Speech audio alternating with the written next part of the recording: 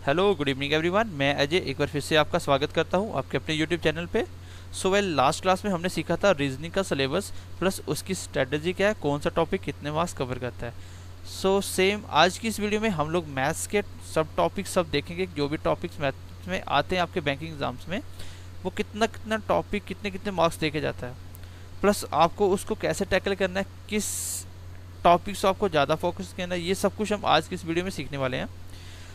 Let's get started. एक प्यारा सा थॉट आपको दिख रहा होगा पहले, ड्रीम्स एंड डेडिकेशन और अ पावरफुल कॉम्बिनेशन। ठीक है, इसी थॉट के साथ हम स्टार्ट करते हैं आज की क्लास। तो सबसे पहले मैं आपको सिलेबस बता दूं जो भी बैंकिंग एग्जाम्स में टॉपिक्स आते हैं। तो ये टॉपिक्स हैं जो बैंकिंग एग्जाम में पूछे जाते हैं। तो इसको हम एक एक करके हर टॉपिक्स को देखेंगे, कौन सा टॉपिक कितना नंबर्स का पूछा जाता है और कितनी उसकी इम्पोर्टेंस है आपके मैथमेटिक्स के अंदर। तो ये जितने भी टॉपिक मैंने लेफ्ट साइड लिखे हुए हैं, ये सारे के सारे आते हैं आपके 10 मार्क्स के आउट ऑफ 35।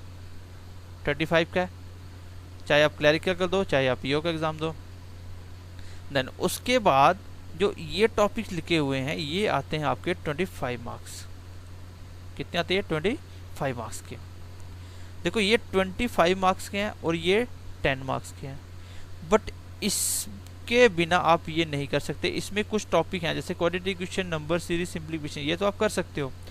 बट जैसे ही आप डीआई वगैरह में आओगे तो ये आपको पता होगा कि जो बच्चे बैंकिंग देते हैं उनको ये डेफिनेटली पता होगा कि डीआई कितना इंपॉर्टेंस है बैंकिंग में। मेंस में तो आपका 50 नंबर का डीआई आता है। तो डीआई पूरा की पूरा डिपेंड करेगा आपका इसके कुछ चैप्टर के अंदर, जैसे परसेंटेज, आपका ratio and average.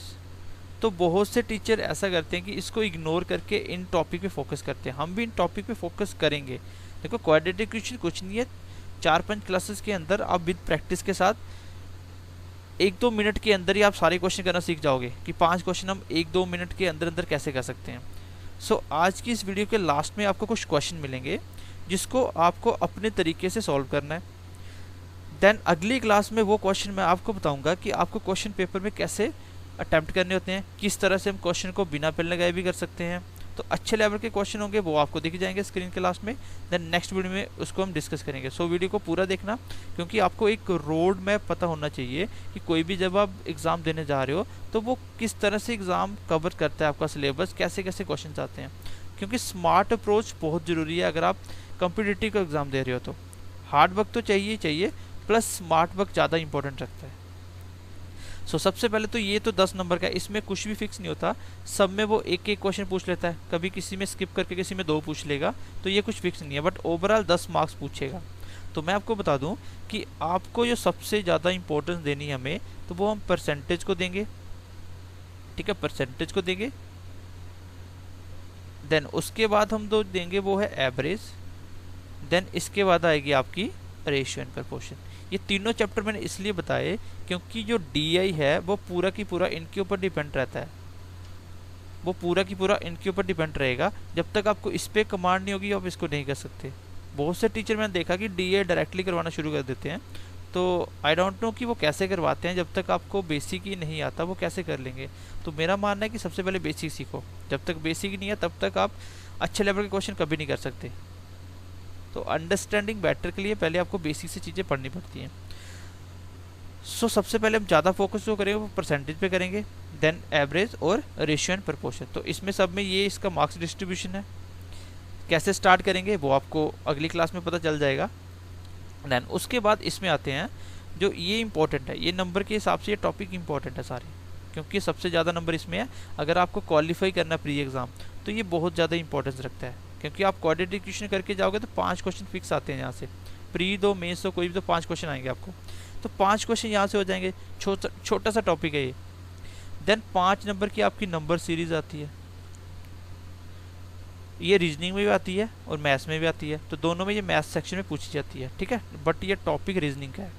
Then simplification आती है, या तो आपको वो 5 क्वेश्चन सिंप्लीफिकेशन के देगा या आपको 5 क्वेश्चन वो अप्रोक्सीमेशन के देगा। दोनों में कुछ ना कुछ वो दे देगा। ठीक है, दोनों में आपको या तो 5 क्वेश्चन अप्रोक्सीमेशन दिख जाएंगे या 5 क्वेश्चन सिंप्लीफिकेशन के दिख जाएंगे। देन प्रोबेबिलिटी से भी 2-3 क्वेश्चन आते हैं। वो कैसे होता है, कभी इधर से वो कम ज़्यादा करके यहाँ से क्वेश्चन पूछ लेता है।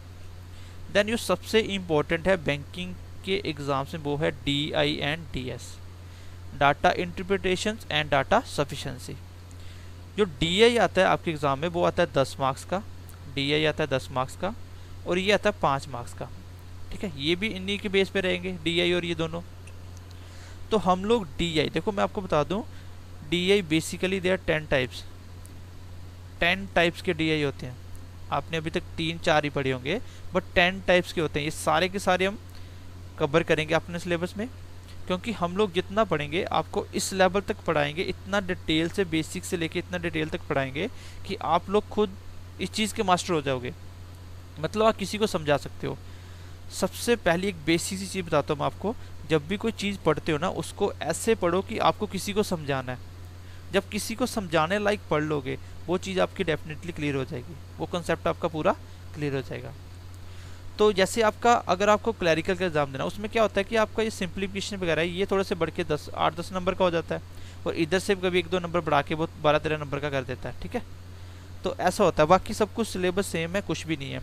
हम लोग PO और क्लरिकल दोनों का सिलेबस पूरा कवर करेंगे, उसको अलग अलग से पढ़ाया जाएगा, आपको सब कुछ बताया जाएगा, बस आपको हमारे साथ बने रहना है। तो जैसे जैसे हम आपको बताते हैं, जो हम प्रैक्टिस सेशन देंगे, जो भी हम करवाएंगे, आपको उसको बस फॉलो करना है। देन आप कहीं से भी दुनिया के कोई भी एग्ज़ाम से बैंकिंग के रिलेटेड जहाँ पे ये टॉपिक पूछे जाते हैं बैंक में, आप प्रैक्टिस करो, प्रैक्टिस मस्ट है। सिलेक्शन के 3 सबसे बेसिक प्रोसीजर होते हैं।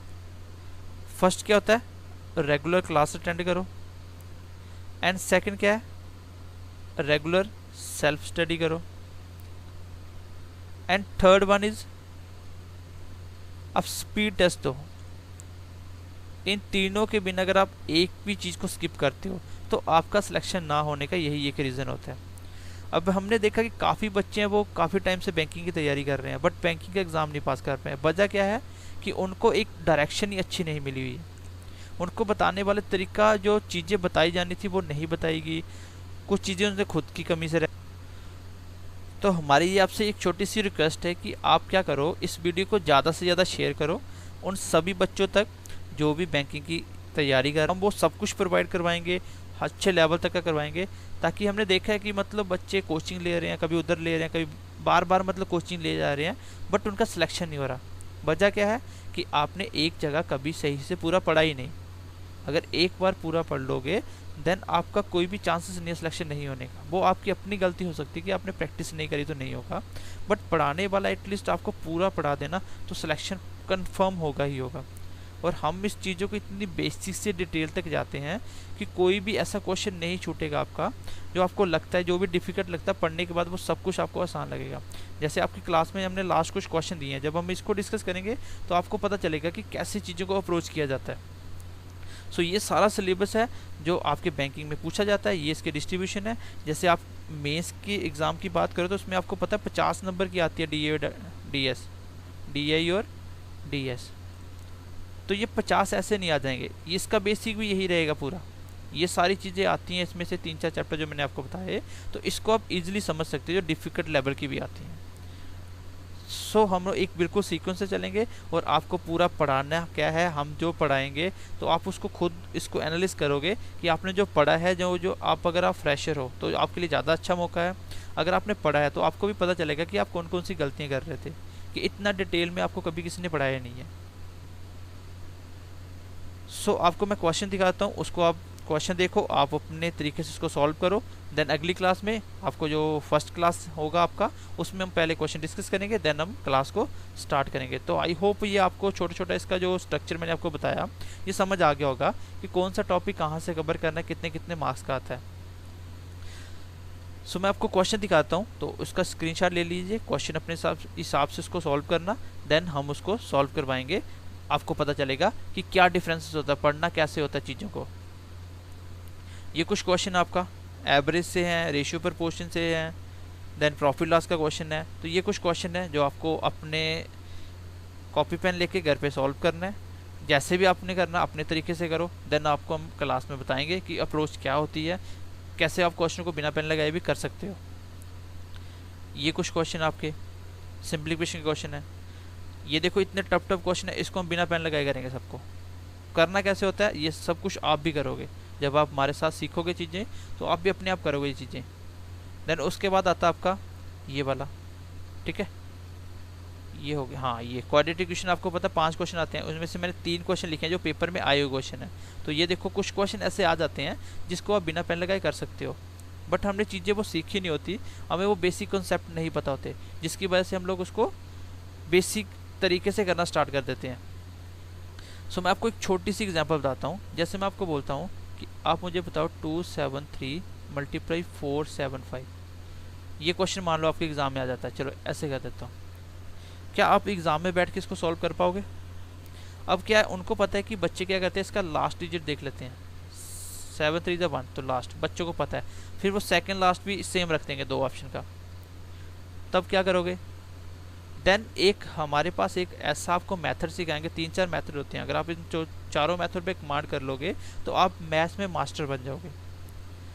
जैसे हमें होता है कि नंबरों का सम करके निकालो, जैसे इसका सम क्या था, 7 2 9 इधर बच के 3, यहाँ पे देखो 5 4 9 7 14 का 5 मल्टीप्लाई कितना होता है 15, और ये इसका सम आएगा 6। इसका आंसर जो भी होगा, जो भी इसका आंसर होगा उसका मैं सम करूंगा, अगर वो 6 बन गया तो वही आंसर होगा, जो नहीं बनाएगा उसको मैं एलिमिनेट कर दूंगा। ये एक ऐसा मेथड है, इसके लिए आपको एक तो क्लास पूरी की पूरी 1-1 घंटे की क्लास अटेंड करने के बाद आपको इतना बेसिक हो जाएगा चीज़ों का कि आप कैलकुलेशन करोगे ही नहीं।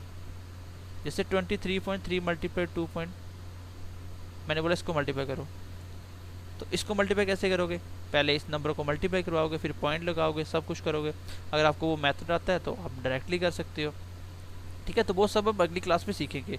सो आई होप आपको जो मैंने बेसिक स्ट्रक्चर बताया, मैथ्स का सिलेबस क्या रहता है और कैसे क्वेश्चन पूछता है, ये मैंने आपको आपकी स्क्रीन पे दे दिए क्वेश्चन, आप कोशिश करिए घर पे करने की। सो अगली क्लास में मिलते हैं फर्स्ट लेक्चर के साथ। सो ज़्यादा से ज़्यादा दोस्तों के साथ शेयर कर दो ताकि सब बच्चे लाइव देख सकें, हम जो भी लेक्चर डालेंगे तो उसको देख सकें। सो कैसे चीज़ें अप्रोच करनी होती हैं ये भी चीज़ें आपको पता चले। और एक छोटी सी बात मैंने आपको पहले रीजनिंग के लेक्चर में बताई थी कि आप एज अ स्टूडेंट्स, ये आपकी रिस्पॉन्सिबिलिटी है कि आप अपने आप को कंपेयर करो, कहाँ पे क्या पढ़ रहे हो, कैसे पढ़ा रहे हैं, आगे विषय क्या चल रहा है, सबको देखो। क्योंकि जब तक आप चीज़ों को कंपेयर करके तैयारी नहीं करोगे तब तक आप क्या होगा कि आपको पता ही नहीं है कि आप कंपटीशन में कौन है, और कुछ अच्छे पढ़ रहे हैं वो पहले ही निकल जाएंगे, देन जो बचेगा वो आपको मिलेगा। सो एटलीस्ट पहले चीज़ों को कंपेयर करना सीखो। जब एक बार पढ़ना स्टार्ट कर दिया किसी के पास तो फिर वो पूरा की पूरा वहाँ पढ़ो, बट जब स्टार्ट करने से पहले चीज़ों को एनालिस पक्का करो, ठीक है। तो चलिए आज की वीडियो हम यहीं पे ख़त्म करते हैं, तो नेक्स्ट वीडियो में मिलते हैं, तब तक के लिए टेक केयर, बाय बाय।